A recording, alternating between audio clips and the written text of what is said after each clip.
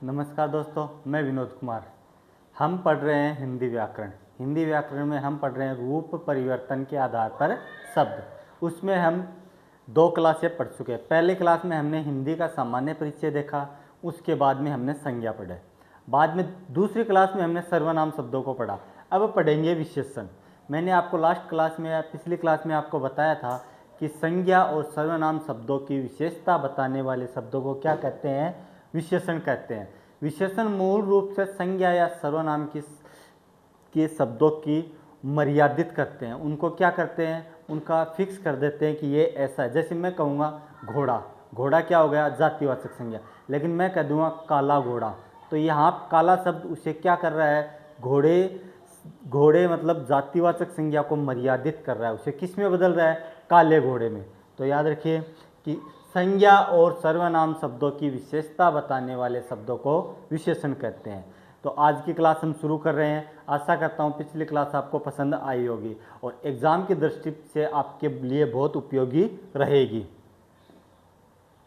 विशेषण बता चुका हूँ। संज्ञा और सर्वनाम शब्दों की विशेषता बताने वाले शब्दों को विशेषण कहते हैं। विशेषण की परिभाषा मूल अवधारणा, यानी उसकी परिभाषा और मूल अवधारणा क्या है? देखिए, संज्ञा व सर्वनाम शब्दों की विशेषता बताने वाले शब्द विशेषण कहलाते हैं। इस चीज़ के बारे में हम बार बार बात कर चुके हैं। विशेष्य, जिस संज्ञा या सर्वनाम शब्द की विशेषता बताई जाती है उसे विशेष्य कहते हैं। जैसे मैं कहूँगा घोड़ा, जातिवाचक संज्ञा, लेकिन कहूँगा काला घोड़ा, तो यहाँ पे घोड़ा शब्द है वो क्या हो जाएगा? विशेष्य। हम कुछ उदाहरण देखते हैं इस तालिका के आधार पर। जैसे मैं बोलूँगा नील कमल, तो नीला क्या हो गया? विशेषण। और कमल क्या हो गया? विशेष्य। लाल टमाटर, लाल विशेषण, विशेष्य, टमाटर। 5 बच्चे, 5 क्या हो गया? विशेषण और बच्चे विशेष्य। 5 लीटर पानी, 5 लीटर क्या हो गया? विशेषण और पानी क्या हो गया? विशेष्य। वह आदमी, वह क्या हो गया? विशेषण, आदमी क्या हो गया? विशेष्य। बलशाली, वह बलशाली, विशेषण, वह क्या हो गया? सर्वनाम और विशेष्य। तो आप समझ रहे हैं कि संज्ञा और सर्वनाम शब्दों की विशेषता बताने वाले शब्द ही विशेषण का है। वो उसके रंग को बता सकते हैं, रूप को बता सकते हैं, या उनकी संख्या बता सकते हैं, उसकी लंबाई, अच्छाई, बुराई, कुछ भी बता सकते हैं। देखिए, नोट, घोड़ा एक जातिवाचक संज्ञा है, इस बारे में बात कर चुके हैं। काला घोड़ा लिखा जाए तो घोड़े रंग का बोध हो रहा है, अतः काला क्या हो गया? विशेषण, तथा घोड़ा क्या हो गया? विशेष्य। इस बारे में मैं पहले आपको बता चुका हूँ। विशेषण के भेद, मूल रूप से विशेषण के 4 भेद माने जाते हैं। यह बात मैंने आपको पिछली क्लास में भी बताई थी कि विशेषण के 4 भेद माने जाते हैं। गुणवाचक विशेषण, संख्यावाचक विशेषण, परिमाणवाचक विशेषण, सार्वनामिक या संकेतवाचक विशेषण। इसके बारे में हम थोड़ी सी बात सर्वनाम में कर आए हैं। गुणवाचक विशेषण में क्या होता है? किसी पदार्थ के गुण धर्म बताता है, संख्या में उसकी संख्या बताता है, परिमाणवाचक में उसकी मात्रा बताता है। देखिए, मात्रा और संख्या में फर्क होता है।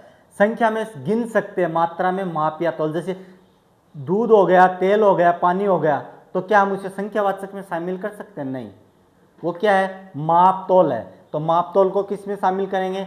परिमाणवाचक। और सार्वनामिक विशेषण या संकेतवाचक विशेषण में थोड़ी जानकारी हम सर्वनाम में कर चुके हैं। और जैसे मान लो, मैंने पिछली क्लास में आपको बताया था कि इसका प्रयोग सर्वनाम के रूप में भी करते हैं और सार्वनामिक विशेषण।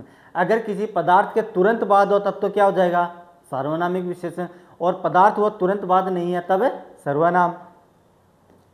पहला है गुणवाचक विशेषण। जिन विशेषण शब्दों से किसी वस्तु, व्यक्ति के रंग, रूप, गुण, दोष, आकार, काल, दशा, स्पर्श या स्थान आदि का बोध होता है, गुणवाचक विशेषण कहलाते हैं। मैं बता चुका हूं आपको, अभी जस्ट थोड़ी देर पहले ये बताया था। आपको इस बात को रटना नहीं है, समझना है कि क्या है और क्या नहीं है। जैसे मैं मान लो कृष्ण मृग, कृष्ण यानी काला, मृग विशेष्य, रंगबोधक, किसका बता रहा है? मृग का रंग बता रहा है। सुंदर बालक, सुंदर विशेषण, विशेष्य, बालक क्या हो गया? रूपबोधक। हम रूप के आधार पर कहते हैं सुंदर रूप। नया मकान, नया मकान हो गया, क्या हो गया? कालबोधक। काल कैसे हुआ? नया बना है, मतलब जस्ट अभी बना है।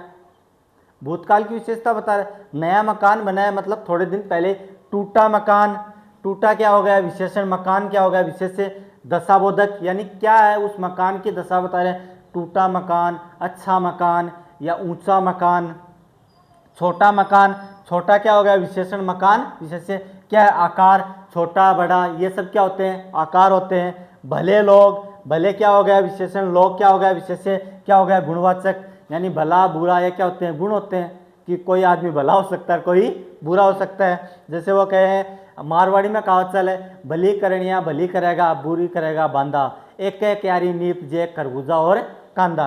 कहा जाता है मारवाड़ी में एक लोकोक्ति है, कहा जाता है कि अच्छा व्यक्ति हमेशा भलाई ही करता है, बुरा व्यक्ति भी हमेशा अच्छे व्यक्तियों के साथ रहकर भी बुराई करता है। जैसे हम बात करते हैं कांदा मतलब प्याज, प्याज के बारे में कहा जाता है कि वो है जैसे तेज धूप में अगर हम प्याज खाएंगे तो हमें लू नहीं लगेगी, लेकिन अगर उसी तेज धूप में अगर हम खरबूजा खा लेते हैं तो हमें लू लगने की संभावना ज़्यादा रहती है, और दोनों एक ही समय में पैदा होते हैं या उपज होती है। देखिए आगे देखते हैं।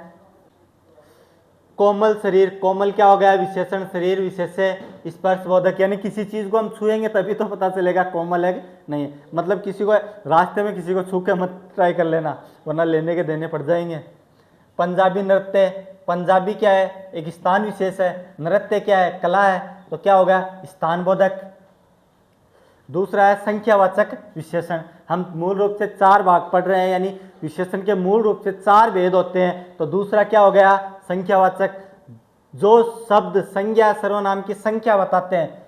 संख्या मतलब 1 2 कई कितने या कई बहुत सारे जैसे बताते हैं, जैसे कितना कितनी कितने प्रश्नों के उत्तर प्राप्त हो तथा विशेष्य को गिना जा सकते हैं, यानी भले ही उसमें टाइम लग जाए लेकिन गिन सकते हैं। मूल रूप से 2 उपभेद किए जाते हैं, यानी इसके भी कितने 2 भेद हैं, 2 उपभेद हैं। जैसे निश्चित संख्यावाचक विशेषण, निश्चित संख्या का बोध होने पर, यानी निश्चित संख्या जैसे मैं कह दूं 1 2 10 500 1000, तो ये क्या है निश्चित संख्या है। अनिश्चित संख्यावाचक विशेषण, अनिश्चित संख्या का बोध होने पर गिनती अनिश्चित हो, जैसे मैं मान लूँ मेरे पास थोड़ी सी रुपए हैं, मेरे पास बहुत सी किताबें हैं, किताब तो है अगर मैं चाहूँ तो उन्हें गिन सकता हूँ, पैसों को भी गिन सकता हूँ, लेकिन फिलहाल मुझे उनकी संख्या पता नहीं है या उनके बारे में मुझे निश्चित मात्रा या उनका कितने मेरे पास किताबें हैं कितने रुपए हैं इस बारे में पता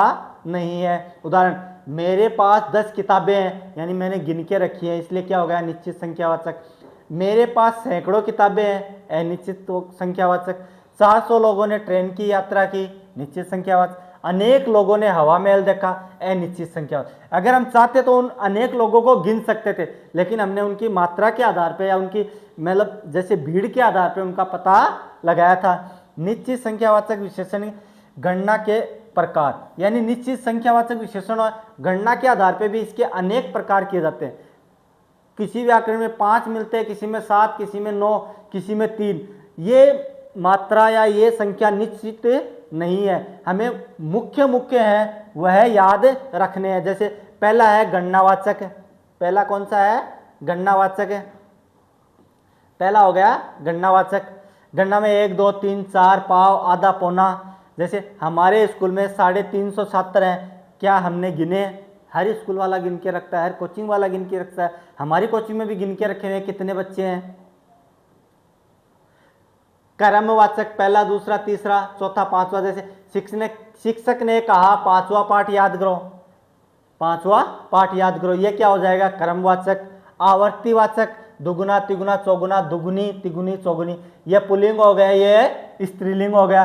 राधा के पास सीता से चौगुनी पुस्तकें हैं, यानी राधा के पास अगर कितनी है 4 है तो उसके पास चौगुनी कितनी हो गई 16 हो गई।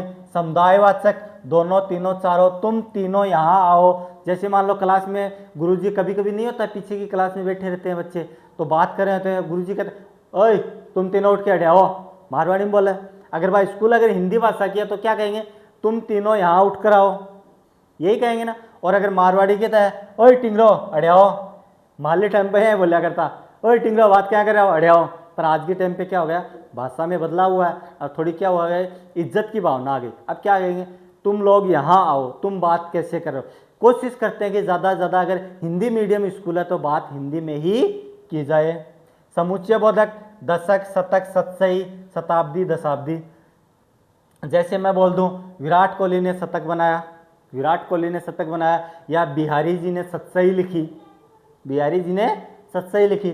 शतक का मतलब क्या हो गया, शतक का मतलब हो गया 100 और शतसई का मतलब है 700। ठीक है, ये शताब्दी दशाब्दी समय के आधार पे हम प्रयोग करते ही हैं। भिन्नतावाचक, प्रत्येक बोधक, प्रत्येक हरेक। इस कोचिंग में प्रत्येक हरेक छात्र छात्रा परिश्रमी है, यानी इस कोचिंग में पढ़ने वाला हर बच्चा मेहनती है। ये क्या है, भिन्नतावाचक है, कोई थोड़ा कम पढ़ता है, कोई ज़्यादा पढ़ता है, कोई जल्दी कोचिंग आता है, कोई लेट आता है। परिमाणवाचक, ऐसे विशेषण शब्द जो किसी पदार्थ की मात्रा, नाप और तौल को प्रकट करते हैं। ये देखिए सबसे सीधा विशेषण में सबसे सीधा सरल यही है, क्योंकि मापने या तोलने की दो ही मात्रा हो सकती है, एक निश्चित और एक अनिश्चित, यानी इसमें भेद या उपभेद नहीं पढ़ने। ये सबसे छोटा टॉपिक और सबसे आसान है और सबसे कठिन भी है। अगर मैं बोल दूं 5 लीटर, क्या बोल दूं 5 लीटर, तो क्या हो जाएगा, निश्चित हो जाएगा। फिर मैं बोल दूं थोड़ा, आप मान लो दूध ले आवा जा अगला पाव आध पा लिया, लेकिन अगर आप कोई जावन मांगवा ना जावा कोई दूसरा ग्राम ना क्या बोलेगा, थोड़ा सा जावन का बढ़िया कहेगा पाव जावन गा लियो, कौन गाल दो, कोई कौन गाल जावन के नाम से पाव। जिन विशेष्यों को गिना नहीं जा सकता केवल माप या तोला जा सकता है। ठीक है, पहचान। दो उपभेद होते हैं, मैंने पहले बताया, हम क्या दूध तेल को गिन सकते हैं, नहीं, माप या तोल सकते हैं। निश्चित परिमाणवाचक, निश्चित मात्रा का बोध होने पर, अनिश्चित परिमाणवाचक, अनिश्चित मात्रा का बोध होने पर। 1 लीटर दूध देना क्या हो गया, निश्चित हो गया। थोड़ा सा दूध देना अनिश्चित हो गया। वहाँ 1 टन अनाज पड़ा था, निश्चित है, 1 टन यानी हमने उसे तोला था। अब ये मत कह देना कि अनाज को गिन सकते हैं, गिन भी सका 1 टन है, लेकिन था मेरे कितना टाइम और कितना आदमी से। वहाँ बहुत अनाज पड़ा था, अनिश्चितवाचक। 4000 लीटर पानी बह गया, निश्चितवाचक। वहाँ बहुत से फल पड़े थे, अनिश्चित। अब यहाँ बोल देंगे फल तो सर काउंटिंग में भी आता है, 1-2 फल को छोड़ दे तो बाकी सभी फल क्या होते हैं, किलो के आधार पे लेते हैं हम लोग। किस आधार पे लेते हैं, किलो के आधार पे। तो क्या होगा, जैसे मान लो कई जगह, कई गाँवों में या कई शहरों, बड़े शहरों में केले हैं वो दर्जन के आधार पे मिलते हैं। दर्जन में कितने मानते हैं, 12। लेकिन हम क्या होता है कि कोई भी नियम सब पे समान रूप से लागू होता है, अपवाद हर चीज में होते हैं। सार्वनामिक या संकेतवाचक विशेषण, यहाँ तक आपको समझ में आया होगा। ये सबसे हम पढ़ के आए हैं सर्वनाम में, इसके बारे में उसी चीज़ को दोबारा पढ़ेंगे, बस थोड़ा ज़्यादा पढ़ लेंगे। वहाँ पे हमें सिर्फ मूल रूप से वहाँ हमें उसकी थोड़ी संरचना देखनी थी, यहाँ हम पूरा देखेंगे। जब कोई सर्वनाम शब्द किसी पदार्थ संज्ञा की ओर संकेत करने के लिए प्रयुक्त होता है और वह संज्ञा शब्द उस सर्वनाम के तुरंत बाद आता है तो वह सर्वनाम न रहकर सार्वनामिक विशेषण बन जाता है। यही बात मैंने आपको पिछली क्लास में भी बताई थी। यानी सर्वनाम शब्द है, उसके बाद मान लो ये सर्वनाम शब्द है, इसके बाद वह पदार्थ है यहाँ पे आ गया, तो ये सर्वनाम नहीं रहेगा, क्या हो जाएगा, विशेषण। कौन सा विशेषण, सार्वनामिक विशेषण। आगे देखते हैं इसे, देखें।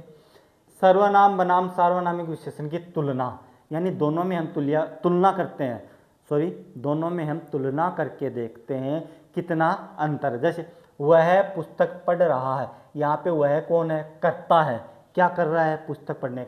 वह पुस्तक अच्छी है, यहाँ पुस्तक क्या है, संज्ञा है और पुस्तक की विशेषता बता रहा है। जो मेहनत करता वह सफल होता है, संबंधवाचक सर्वनाम। जो अभ्यर्थी मेहनत से पढ़ते हैं वो सफल होते हैं, यहाँ पे अभ्यर्थी की विशेषता बता रहा है।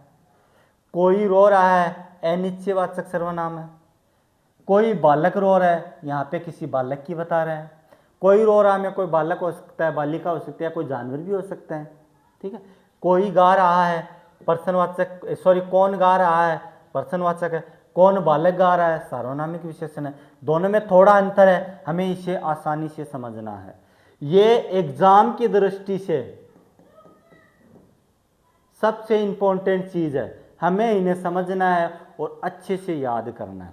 एग्जाम में अक्सर प्रश्न आता है, यहीं से आता है। प्रविशेषण, विशेषण पढ़ रहे हैं, अब हम देखते हैं प्रविशेषण। प्रविशेषण क्या होते हैं, ऐसे शब्द जो विशेषण की विशेषता बताते हैं, यानी विशेषण की भी विशेषता बता देते हैं। जैसे मैं कह दूं काला, मैं कह दूं कि वह बहुत काला है, वह बहुत काला है, तो काला शब्द तो विशेषण हो गया। वहां पे बहुत क्या है, बहुत क्या है, वो बहुत क्या हो गया, प्रविशेषण। जैसे राम बहुत अच्छा लड़का, अच्छा तो विशेषण है, हमें पता है कि अच्छा है, लेकिन यहाँ पे बहुत शब्द आ गया, तो यहाँ अच्छा शब्द विशेषण और बहुत प्रविशेषण। कश्मीरी सेब सिंदूरी लाल है, लाल तो है ही है, कैसे है, सिंदूरी, तो सिंदूरी क्या हो गया, प्रविशेषण। मेरे पास लगभग 1000 पुस्तकें हैं, कितनी है, 1000, लगभग, ये लगभग क्या हो गया, प्रविशेषण। 1000 है तो मेरे पास गिनती है 1000 की, निश्चित है, लेकिन यहां क्या हो गया, लगभग। विशेषण के अन्य भेद, देखिए मूल रूप से शायद मैंने आपको पिछली क्लास में बताया होगा, हिंदी की कहानी बड़ी रोचक है। कैसे, कहीं की ईंट कहीं का रोड़ा, भानुमती ने कुनबा जोड़ा, यानी कहीं की ईंट कहीं का रोड़ा, भानुमती ने कुनबा जोड़ा। हम अगर हिंदी भाषा की व्याकरण पढ़ते हैं तो इसमें जैसे शुरू में संज्ञा, सर्वनाम, विशेषण, क्रिया, अवयव ये आते हैं, मूल रूप से अंग्रेजी भाषा से हिंदी में आए हैं। लेकिन संधि, उपसर्ग, समास, प्रत्यय अगर हम इन्हें पढ़ते हैं तो वो मूल रूप से संस्कृत से हिंदी भाषा में आए हैं। तो इस आधार पर हम दो भेद और पढ़ते हैं। व्यक्तिवाचक विशेषण, ऐसे शब्द जो किसी स्थान के बारे में बताए, जानवरों की नस्ल के बारे में बताए, किसी कंपनी या ब्रांड के बारे में बताए। जैसे स्थान के बारे में राजस्थानी नृत्य, पंजाबी संगीत, बीकानेरी रसगुल्ले, जोधपुरी कोट, बनारसी साड़ी। जोधपुरी कोट को याद रखना भाई, राष्ट्रीय पोशाक में सिर्फ जोधपुरी कोट ही शामिल है। नस्ल की बात करें, राठी गाय, मुर्रा भैंस, मरीनो भेड़, ये क्या है, जानवरों की नस्ल। कंपनी या ब्रांड की बात करें, उषा पंखा, Nokia mobile, Rita mobile phone, Samsung का मोबाइल हो जाए या आईफोन हो जाए, वो सब क्या हो गए, कंपनी। समानाधिकरण विशेषण, जब कोई विशेषण किसी व्यक्तिवाचक संज्ञा की विशेषता प्रकट कर रहा हो। पतिव्रता सीता, यहाँ सीता के बारे में बता रहा है, सीता पतिव्रता है। मुक्त केसी द्रौपदी, प्रतापी भीम, अहंकारी रावण, यानी ये सब क्या है, व्यक्तिवाचक संज्ञा है। रावण व्यक्तिवाचक, भीम, सीता, द्रौपदी, ये सब क्या है, व्यक्तिवाचक, और इनकी विशेषता बता रहा, तब क्या हो जाएगा, समानाधिकरण विशेष।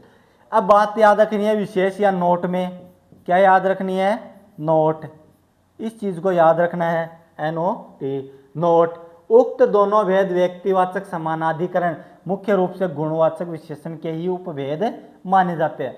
लेकिन अगर एग्जाम में दिया गया हो तो हमें इन्हें वहां पहचान कर उनको व्यवस्थित करना है। कई बार हमारी एग्जाम क्या विकल्प आधारित होती है, तो वैकल्पिक परीक्षा में हमें सही से सही को चुनना होता है।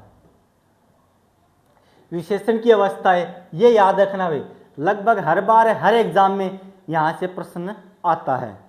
मूलावस्था, जब कोई विशेषण शब्द किसी एक ही व्यक्ति वस्तु की विशेषता प्रकट करता है, यानी किसी से कोई तुलना नहीं।